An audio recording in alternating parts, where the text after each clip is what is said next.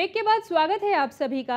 तो चलिए मुकाबला शुरू करते हैं और इन टॉप 6 उम्मीदवारों को रखते हैं जूरी की कसौटी पर, जिसकी शुरुआत हम करेंगे संबोधन राउंड से। संबोधन राउंड के नियम भी आपको बताते हैं।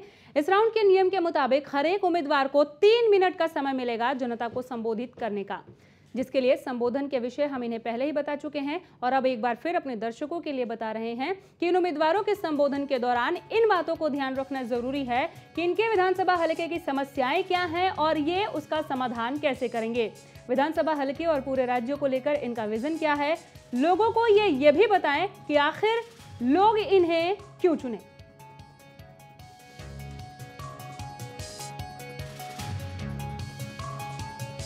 इसके अलावा आपके संबोधन की समय सीमा बताने के लिए जज साहब 3 वार्निंग देंगे। पहली वार्निंग तब मिलेगी जब आपके संबोधन का 1 मिनट बचा होगा।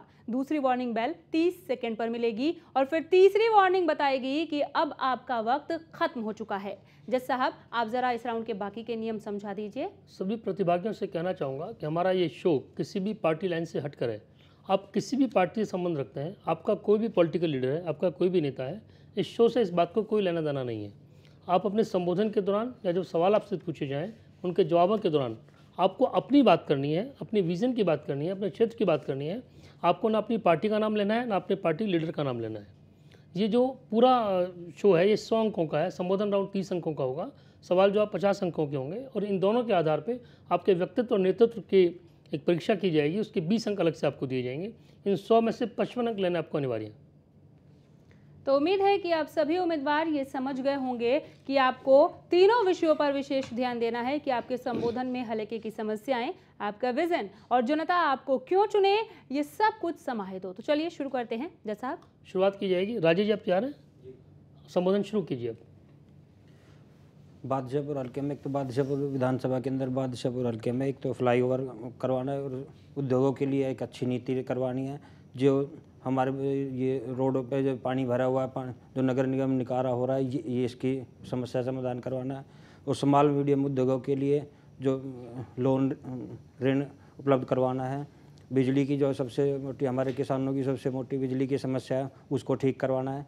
और जो हमारे बेरोजगार भाई बैठे हैं जिनको रोज़गार नहीं मिल रहा, शिक्षा नहीं है हमारे यहाँ, ये यूनिवर्सिटी कागजों में तो इन्होंने दी है लेकिन वो आएगी नहीं आएगी उसका कोई अता पता अभी तक नहीं है। उसके करवाने की पूरी कोशिश रहेगी।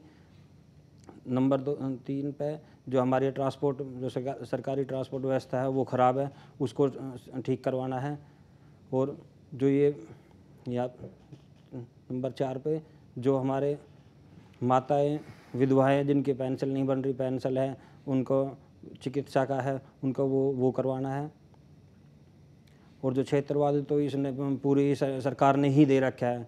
दक्षिण हरियाणा के लिए तो कुछ है ही नहीं हमारे लिए।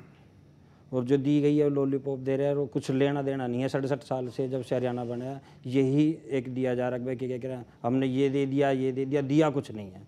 हरियाणा से ले ही रहे हैं। और गुड़गांव रेवेन्यू के रिकॉर्ड में सबसे ज़्यादा गुड़गांव डिस्ट्रिक्ट में बादशाहपुर से रेवेन्यू जा रहा है हमारे यहाँ से।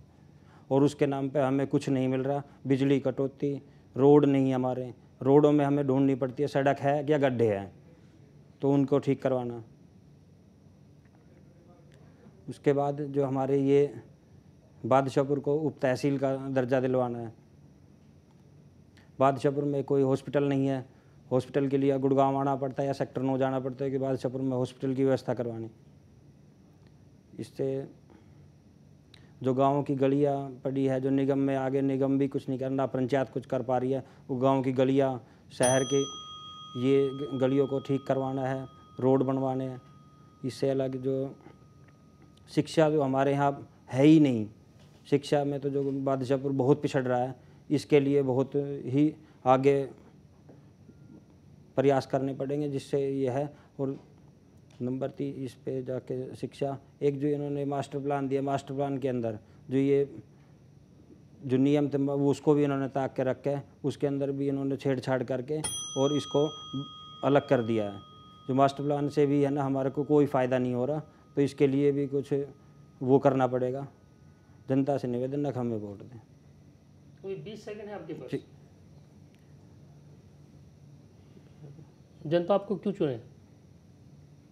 जनता हमें ये चुने जो हमारे जो क्षेत्रवाद के जो हो रहे जो हमारे एमएलए जो पहले थे वो अपने तो CLU लाइसेंस करवाने में तो आगे रहे, लेकिन जनता की उन्होंने कुछ नहीं सुनी। जी, थैंक यू राजेश जी। अब बारी है कमल यादव जी आपकी, आप तैयार हैं संबोधन के लिए? जी बिल्कुल। जैसा मैं सभी प्रतिभागियों से फिर कहना चाहूँगा कि 3 विषय आपको दिए गए हैं कि आपके क्षेत्र की समस्याएं क्या हैं, उनका समाधान कैसे करेंगे, विजन क्या है आपका, और जनता आपको क्यों चुना। आप तीनों विषयों को टच कीजिए और 3 मिनट पूरा आप लीजिए। कमल जी, आपका समय शुरू होता है अब। देखिए, बादशाहपुर विधानसभा क्षेत्र की अगर हम बात करते हैं तो बादशाहपुर विधानसभा क्षेत्र हरियाणा की सबसे बड़ी कॉन्स्टिट्यूंसी है। नंबर 1 तो जब बादशाहपुर विधानसभा क्षेत्र की बात करते हैं, हरियाणा के जब अंदर एक गुड़गांव एक मिलेनियम सिटी है, और बात मिलेनियम सिटी के नाते आज पूरे विश्व के मानचित्र के ऊपर बादशाहपुर की क्षेत्र की अपनी एक पहचान है। और जब हम बात करते हैं समस्याओं की, तो समस्याओं का अंबार बादशाहपुर क्षेत्र के अंदर सबसे ज़्यादा लगा हुआ है। आप देखते हैं कि सड़क की बात हम करें, बिजली की हम बात करते हैं, फ्लाईओवर्स की ट्रैफिक जैम की बात करते हैं, लॉ एंड ऑर्डर की हम बात करते हैं। एक जो बादशाहपुर क्षेत्र है उसके अंदर विशेषकर आप देखेंगे कि यहाँ एक हाई लेवल सोसाइटी, जिसको हम ये कह सकते हैं कि CEO से लेकर के और एक ग्रास रूट लेवल पे जो गांव में जो कार्यकर्ता है, जो किसान है, वो रहता है। तो जो कॉम्बिनेशन है इस कॉन्स्टिट्यूंसी का, उसकी हम बात करते हैं तो जो एक तो बहुत हाई क्लास सोसाइटी हो गई, एक बिल्कुल लोअर क्लास उसमें हम चले जाते हैं। तो हमें इसको बिल्कुल देख करके समस्याओं को देखना है। अलग अलग जगह की अलग अलग समस्याएं हैं। हम फरूखनगर की बात करते हैं तो वहाँ किसान वर्ग रहता है, किसानों की अलग समस्या है, वहाँ सड़कों की अलग समस्या है। जब गाँव के अंदर जाते हैं तो रास्ते गली कुचों की अलग समस्याएं हैं। जब फरूखनगर से थोड़ा इधर आते हैं तो शुरू हो जाता है हमारा सेक्टर 10 और हाईवे के जो उधर का पार्ट है, उसमें समस्याएं अलग हैं। जब हाईवे के पास में आते हैं तो हिरोंडा चौक बहुत बड़ी समस्याएं हैं।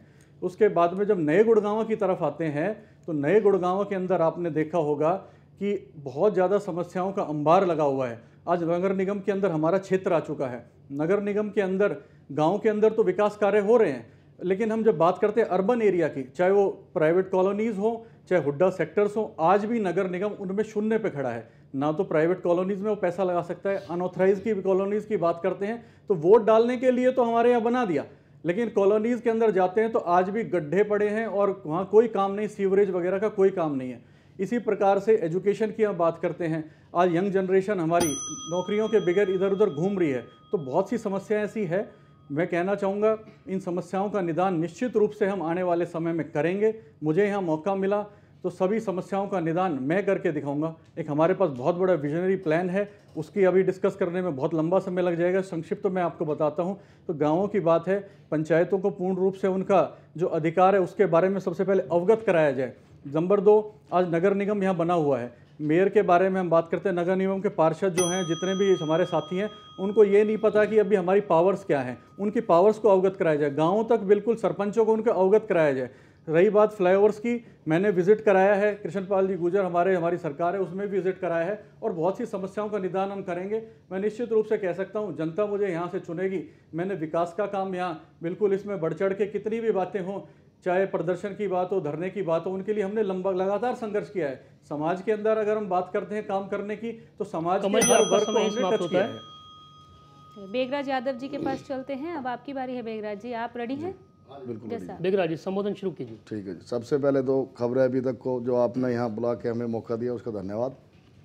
और जैसे बादशाहपुर विधानसभा की बातें हैं, इस विधानसभा क्षेत्र में 82 गाँव आते हैं। बादशाहपुर विधानसभा क्षेत्र में इसमें तकरीबन 40 जो गांव वो तो निगम के क्षेत्र के अंडर हमारे आते हैं और 40 गांव आते हैं गांव देहात की तरफ। यदि आप इधर गुड़गांव शहर की तरफ देखेंगे तो बादशाहपुर जो विधानसभा क्षेत्र है ऐसा लगता है जैसे हम पेरिस में बैठे हों, और आप फरूखनगर की बात करोगे तो ऐसा लगेंगे जैसे हम बहुत बैकवर्ड एरिया में चले गए हों, जैसे यूपी बिहार का क्षेत्र है। यदि जनता ने हमें यहाँ से मौका दिया, हमने अपना पूरा विजन तैयार करा हुआ है।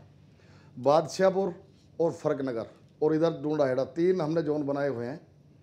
हमारा जो बादशाहपुर गांव है ये तकरीबन 40 गांव को अफेक्ट करता है। और बड़े दुर्भाग्य की बात है, आज तक बादशाहपुर के अंदर एक भी महिला कॉलेज नहीं है। जो व्यक्ति अपनी बेटियों को यदि कॉलेज में पढ़ाना चाहे तो वो 10 दफ़ा सोचता है, क्योंकि आज इतना समय गंदा आ चुका है। बहन बेटियों को बाहर भेज के खुश नहीं है, क्योंकि इस सरकार के अंदर कोई लॉ एंड ऑर्डर नाम की चीज़ नहीं है।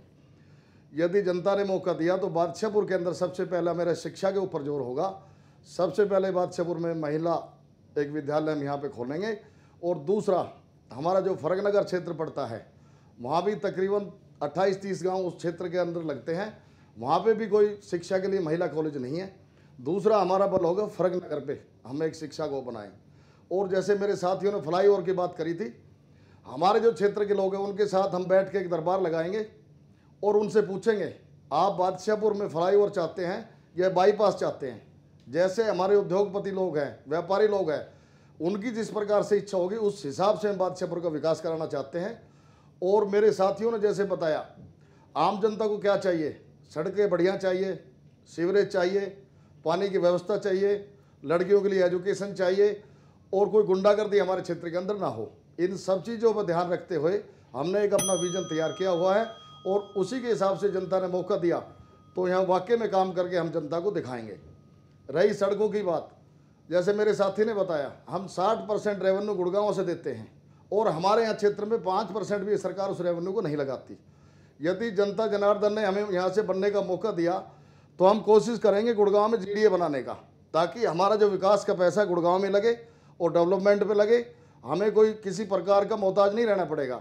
और जो हमारे इलाके के अंदर उद्योग धंधे लग रहे हैं, हम कोशिश करेंगे 80% जो नवयुवक है हमारे इसी क्षेत्र के उन उद्योगों में काम करें और 20% जो लोग हैं जो बाहर से आते हैं उनको उसमें हिस्सेदारी दी जाए, ताकि हमारे जो नौजवान साथी हैं उनको रोजगार मिले और यहाँ का जो रेवेन्यू का पैसा है वो हमारे गुड़गांव में लगे। ये हमारी प्राथमिकता होगी और इसी आधार पर आगे हम काम करने जा रहे हैं। और 20-20 गाँव के हमने 4 जोन बनाए हैं। 4 बादशाहपुर विधानसभा के अंदर हमारा खेल स्टेडियम बनाने का प्रोग्राम है, ताकि बच्चे अच्छे आपका समय अच्छी शिक्षा। आपका समय खत्म हो गया। चलिए, तो अभी तक 3 उम्मीदवारों का संबोधन हम सुन चुके हैं। चौथे उम्मीदवार के रूप में हमारे साथ राकेश दौलताबाद जी हैं। राकेश जी, आप तैयार हैं संबोधन के लिए? हाँ जी। जैसा राकेश जी, संबोधन शुरू कीजिए। नमस्कार, मैं राकेश दौलताबाद। अब हम बादशाहपुर की बात कर रहे हैं। ये बादशाहपुर एक ऐसी कॉन्स्टिट्यूंसी है जिसमें रूरल, सेमी रूरल और अर्बन, ये मिक्स है सब। इसमें तीनों जगह की अलग अलग समस्याएं हैं। हम अर्बन की बात करते हैं, हमारे यहाँ पे बिल्डर्स का इतना बड़ा इशू है कई बहुत सारी सोसाइटीज़ में कि बिल्डर ने गवर्नमेंट जब ये सोसाइटी ली तो बेच के चले गए। अब बाकी के रोड के लिए, बिजली के लिए, पानी के लिए सबके वो काम पेंडिंग पड़े हैं। सारा का सारा अर्बन में आप चले जाइए, सेक्टर 15 से लेकर सेक्टर 57 तक। मैं अपनी कॉन्स्टिट्यूंसी की बात कर रहा हूँ, हर सोसाइटी में आपको ये परेशानी मिलेगी। अच्छा, अब बात करते हैं आपको इधर सिक्योरिटी का। चोरियाँ इतनी ज़्यादा हो गई हैं, मतलब मैं तीनों की आपको अलग अलग बता रहा हूँ क्या क्या समस्या है। सिक्योरिटी का बहुत बड़ा इशू है। नए गुड़गांव को और पुराने गुड़गांव को मेट्रो से पूरा का पूरा कनेक्ट करना, ये हमारी एक अर्बन की बड़ी रिक्वायरमेंट है। और रहा इंफ्रास्ट्रक्चर में, इंफ्रास्ट्रक्चर के अंदर हमारे यहाँ पे हीरो होंडा चौक, मतलब अगर जो हम ऐसा बात करें तो न्यू पालम विहार का फ्लाईओवर हो गया, हीरो होंडा चौक के अंडरपास हो गया। ऐसे हमारे खांडसा गांव का शमशान गांव से बिल्कुल अपोजिट हाईवे पार करके हो गया। और रोडों की जो हालत है वो उसके लिए काम करने के लिए हो गया। ये तो इंफ्रास्ट्रक्चर के अंदर हम काफ़ी काम है करने के लिए। एजुकेशन जो है वहाँ पे सबसे ज़्यादा ज़रूरत हमारे यहाँ पे एजुकेशन, क्वालिटी ऑफ एजुकेशन की मैं बात कर रहा हूँ आपको। क्वालिटी ऑफ एजुकेशन के अंदर आप देखेंगे कि जब आज जो हमारे टीचर हैं उनको लगातार ट्रेनिंग नहीं मिलने की वजह से आज जो हमारा जो हरियाणा बोर्ड और जो सीबीएसई है, आज सीबीएसई के एक तो पहले सीबीएसई क्यों नहीं लेके आ जाना चाहिए, मेरा एक ही डिबेट में मैं ये अपने कोशिश करूंगा कि सीबीएसई क्यों नहीं आ जाना चाहिए और क्वालिटी ऑफ एजुकेशन के लिए ट्रेनिंग लगातार क्यों नहीं होनी चाहिए। कॉलेज हमारे यहाँ पे पॉपुलेशन 1 लाख से 27 लाख क्रॉस कर चुकी है। कॉलेज की जो सीटें हैं 6800 हैं। इन 6800 सीटों से 53,000 जो एप्लीकेशन आई है उनको कैसा पूरा कर पाएंगे। यूनिवर्सिटी लेके आना बहुत ही ज़्यादा ज़रूरी है हमारे यहाँ पे। अब हमारे यहाँ पे हम देखेंगे कि हेल्थ की बात, हेल्थ के लिए हमारे यहाँ पे जितने भी हर गांव के अंदर एक जगह जरूर होनी चाहिए जहाँ पे बच्चे जाके उसके लिए स्टेडियम टाइप से हर गांव के अंदर खेलने के लिए बहुत ज़रूरी है हमारे यहाँ पे। क्योंकि जितने भी अभी एग्जिस्टिंग स्टेडियम भी हैं उनकी इतनी बुरी हालत है कि आप वो किसी वहाँ पे खेलने के लिए क्या, वहाँ पे कई जगह पे तो बिजली का कनेक्शन भी नहीं है। और एम्प्लॉयमेंट की हमारी इंडस्ट्री को, और जब हम लोगों को आपस में मिलवाने के लिए मेरा सबसे बड़ा काम रहेगा कि जब राकेश जी आपका समय समाप्त होता है। ऋषिराज राणा जी, अब आपकी बारी है, आप तैयार हैं? जी। ऋषिराज जी संबोधन शुरू कीजिए। नमस्कार, मैं ऋषिराज राणा। वैसे तो बादशाहपुर विधानसभा क्षेत्र में समस्याओं का अंबार लगा हुआ है, लेकिन सबसे बड़ी समस्या है आज मौलिक अधिकार। आज बादशाहपुर के आप किसी भी गांव, किसी भी कॉलोनी, किसी भी सेक्टर में जाकर देख लो, रोड नहीं है, पीने के लिए पानी नहीं है, सीवरेज की सुविधा नहीं है, गांव में कम्युनिटी सेंटर नहीं है, गांव में कोई अच्छे स्कूल नहीं है, गांव में कोई डिस्पेंसरी नहीं है, शमशान घाटों की हालत बद से बदतर है। और ये सारी समस्याएं खाली किसी एक गांव की नहीं, किसी एक कॉलोनी की नहीं, किसी एक पॉश कॉलोनी की नहीं, चाहे वो अंसल पालम विहार हो, चाहे वो DLF हो, ये सारी समस्याएं सबकी एक जैसी हैं, समान समस्याएं हैं, सिक्योरिटी की समस्याएं हैं। दिन रात यहाँ पर चोरियाँ, दिन में भी रात में भी चोरियाँ हो रही हैं। माहौल ख़राब है आज बादशाहपुर विधानसभा क्षेत्र का।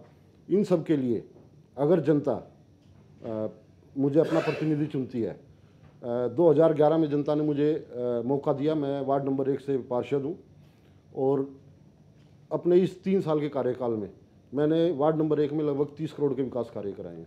अगर जनता मुझे मौका देगी तो मैं हर गांव में रोड, सीवर, पानी, सबसे पहली मेरी प्राथमिकता ये होगी। उसके बाद हर गांव में जहाँ पे छोटा स्कूल है, मिडिल स्कूल है, उसको बड़ा स्कूल, उसको हाई सेकेंडरी तक कराना। हर स्कूल में अच्छे एजुकेटेड टीचर होने चाहिए जिससे बच्चों का भविष्य बने। हर गांव में, हर कॉलोनी में एक डिस्पेंसरी हो, एक कम्युनिटी सेंटर हो, ये मेरी प्राथमिकता होगी। उसके बाद जो हमारा शहरी क्षेत्र है, निगम के अंदर आ चुका है आज जो बादशाहपुर विधानसभा का क्षेत्र, और जैसे अंसल पालम विहार, DLF, सुशांत लोक और भी सोसाइटी हैं, अभी ये निगम के अंदर तो आ गई हैं, लेकिन निगम यहाँ पर कोई काम नहीं कर रहा है। जैसे सेक्टर 21, 22, 23 है, सेक्टर 39 है, सेक्टर 37 है, यहाँ पे निगम अभी कोई काम नहीं कर रहा है। मेरी सबसे पहले प्राथमिकता होगी कि इनको निगम के अंडर करवाकर यहाँ पर निगम अपने काम शुरू कर सके, जिससे यहाँ पे रहने वाले लोगों को जो ये सुविधाएं नहीं मिल पा रही हैं, ये सारी सुविधाएं भी इनको दिलाई जाएं। रही बात जनता मुझे वोट क्यों दे, हम जनता के बीच में रहे हैं, हमने हमेशा जनता के लिए काम किया है। चाहे वो 350 परिवार जो V2A रोड से विस्थापित हो रहे हैं उनको बचाने का हो, चाहे अनऑथराइज कॉलोनियों को रेगुलर कराने का हो, चाहे लोगों को मूलभूत सुविधाएं दिलाने का हो। पिछले लगातार 8-10 साल से हम लोग जनता के बीच में रहकर ये कार्य कर रहे हैं और अगर जनता मुझे मौका देगी तो मैं बादशाहपुर विधानसभा की जनता जनार्दन को विश्वास दिलाता हूँ, आने वाला समय बादशाहपुर विधानसभा का बहुत ही सुनहरा समय होगा और लोगों को सारी सुविधाएं मिलेंगी जो उनको मिलनी चाहिए। धन्यवाद। अभी 28 सेकंड है आपके पास ऋषिराज जी। और इसके अलावा जो बादशाहपुर में जैसे अभी सभी बता रहे थे साथी, सिक्योरिटी की समस्याएं हैं, दिन में चोरी हो रही है, रात को चोरी हो रही है। इसके लिए हम लोगों के साथ मिलकर, लोगों को साथ में लेकर कोई समाधान ढूंढेंगे। बादशाहपुर में कस्बे में, फरकनगर कस्बे में और डुंडा एडा कस्बे में हमारे कोई कॉलेज नहीं है, वहाँ पे कॉलेज खुलवाने की प्राथमिकता है। ऋषिराज जी आपका समय समाप्त होता है। और इसी के साथ यहाँ पर संबोधन राउंड भी समाप्त होता है। वक्त हो चला एक छोटे से ब्रेक का। ब्रेक से लौटने पर इन सभी उम्मीदवारों को तैयार रहना होगा जूरी के सवालों का जवाब देने के लिए सवाल जवाब राउंड में।